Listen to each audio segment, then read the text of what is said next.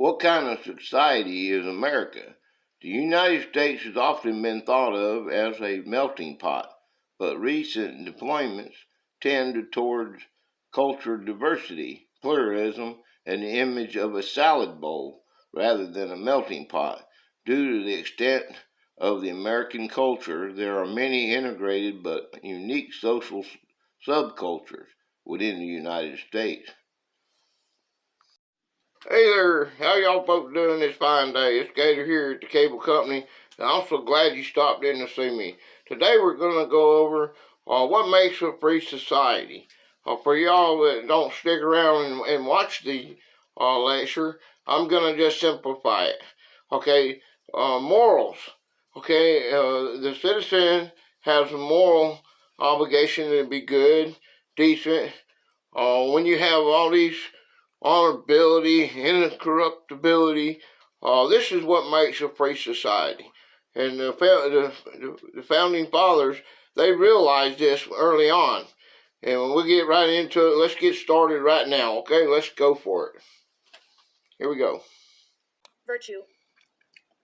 Virtue. Behavior showing high moral standards.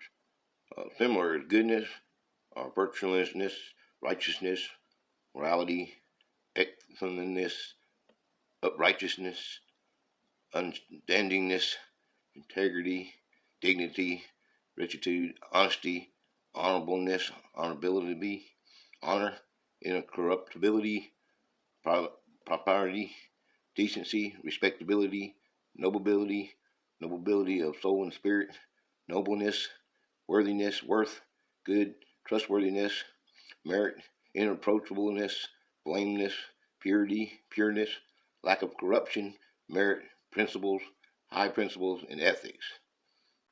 The class which has power to rob upon a large scale has also the power to control the government and legalize their robbery. Eugene Debs. While the people retain their virtue and vigilance, no administration by any extreme of wickedness or folly can very seriously injure the government. In the short space of 4 years, Abraham Lincoln. War is not the glory of rulers or of races, but the happiness of common man.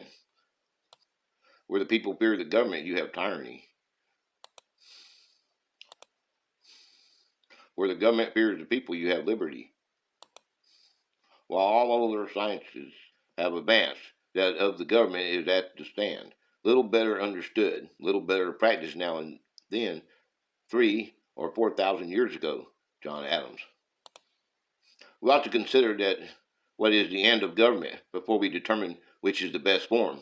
Upon this point, all speculative politicians will agree that the happiness of society is the end of government, as all divine and moral philosophers will agree that the happiness of the individual is the end of man.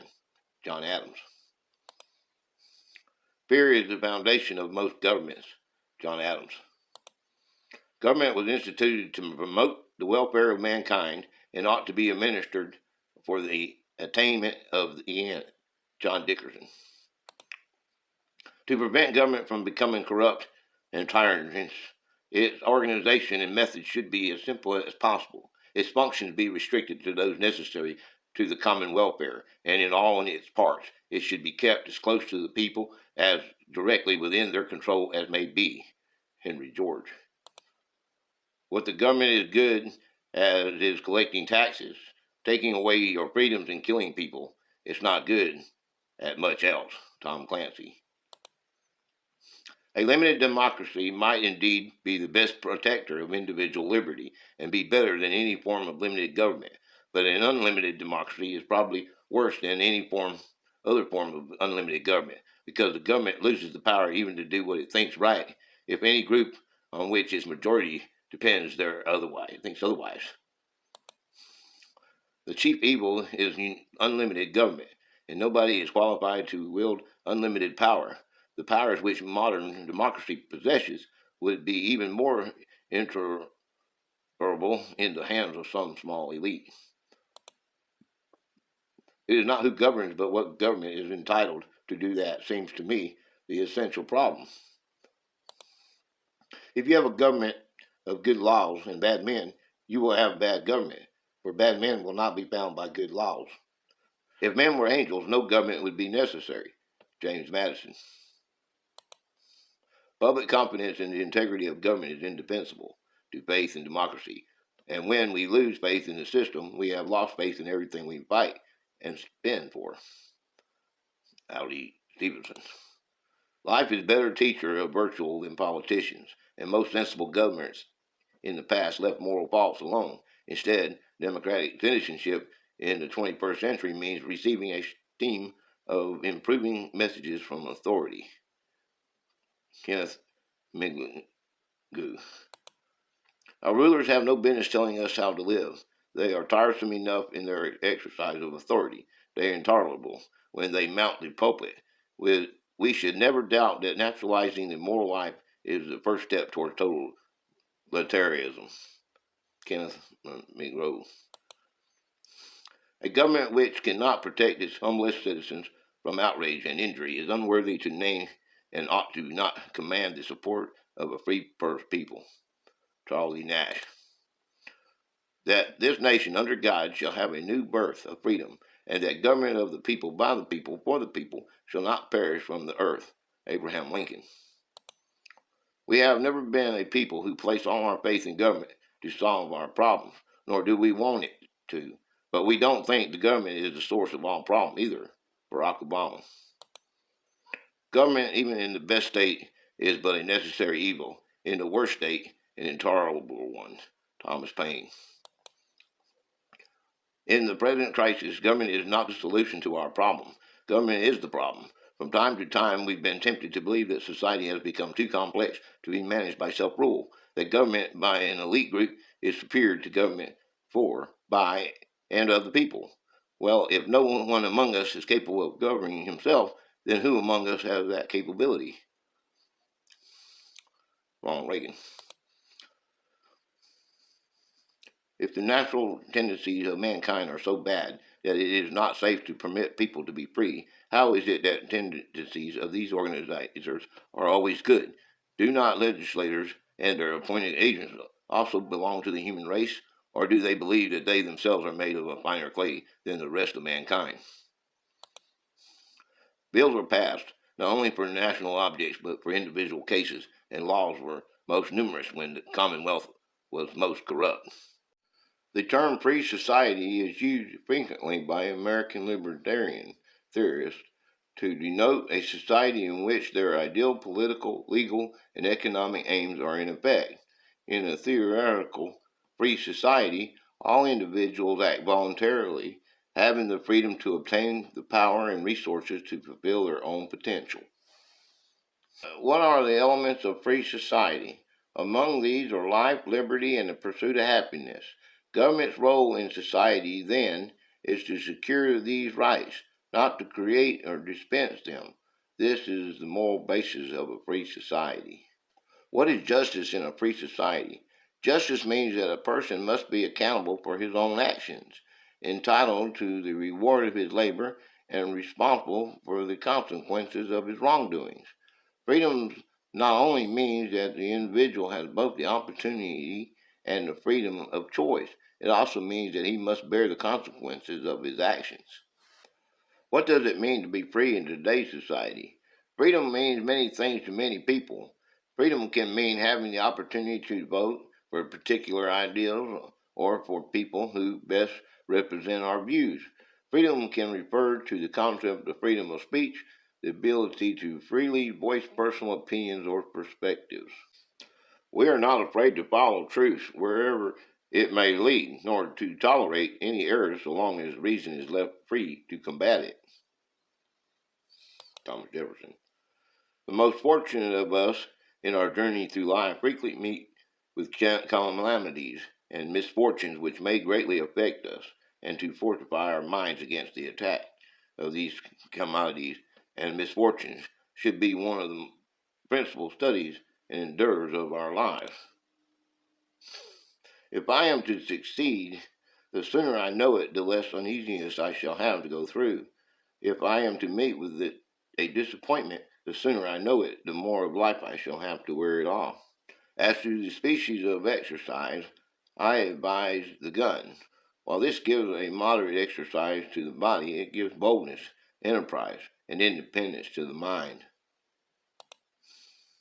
I congratulate you, my dear friend, on the law of your state for suspending the importation of slaves and for the glory you have justly acquired by endeavoring to prevent it forever. This abomination must have an end, and there is a superior bench reserved in heaven for those who hastened it. The abomination of domestic slavery is a great object of desire in those colonies where it was unhappily introduced in their infant state. But previous to the enfranchisement of slaves, we have it is necessary to exclude all further importations. Yet our repeated attempts to effect this by prohibitions and imposing duties which might amount to a prohibition have been hitherto defeated by the modesty negative, thus preferring the immediate advances of the few British lawyers. Spanish is the most important to an American. Besides, this is the ancient part of American history is written chiefly in Spanish. We shall form the American Union a barrier against the dangerous extension of the British province of Canada and add to the empire of liberty an extensive and fertile country, thereby converting dangerous enemies into valuable friends. What is suspend this? What is an inconceivable machine is man?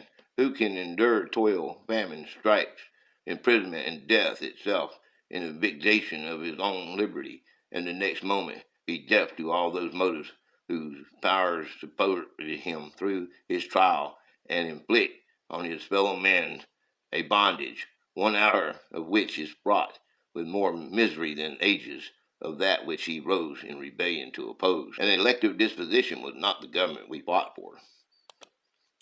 When a man assumes a public trust, he should consider himself as public property and justly liable to the inspection and vigilance of the public opinion.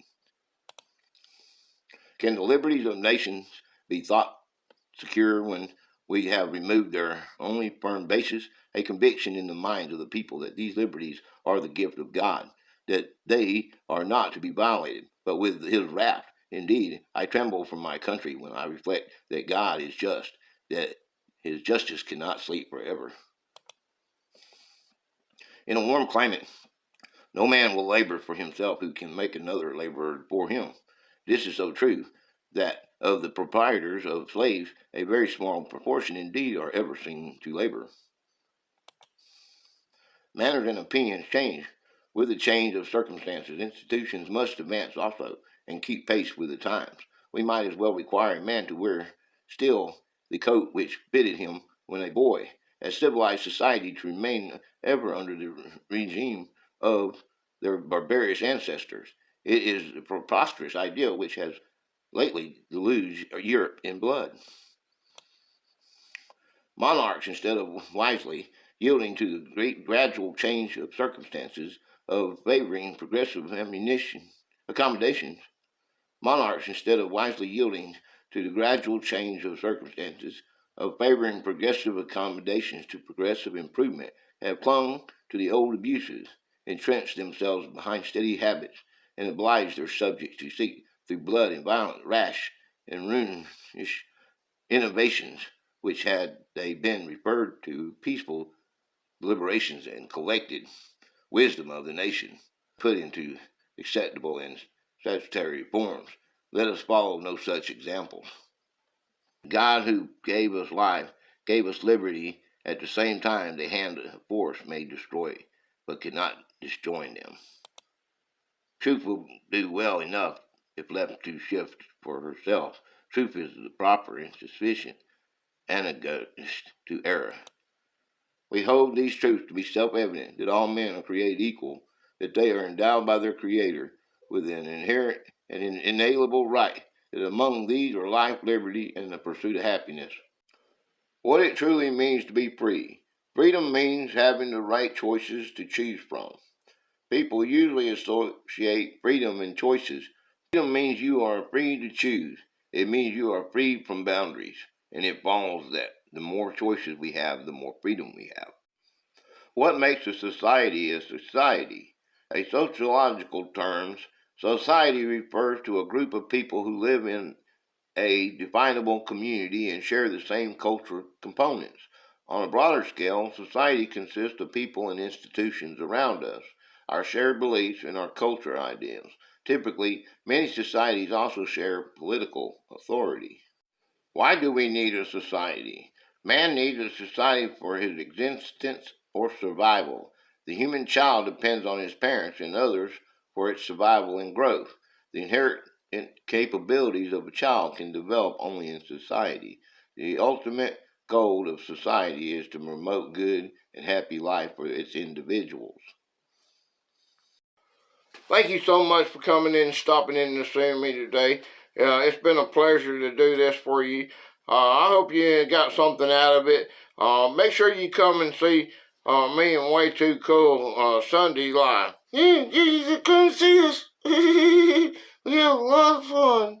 Please, please, please, don't let Gator hang me. Please, please, please, you gotta help me. Okay? See you Sunday. 4 o'clock Eastern Standard Time. Okay, y'all. Bye-bye now.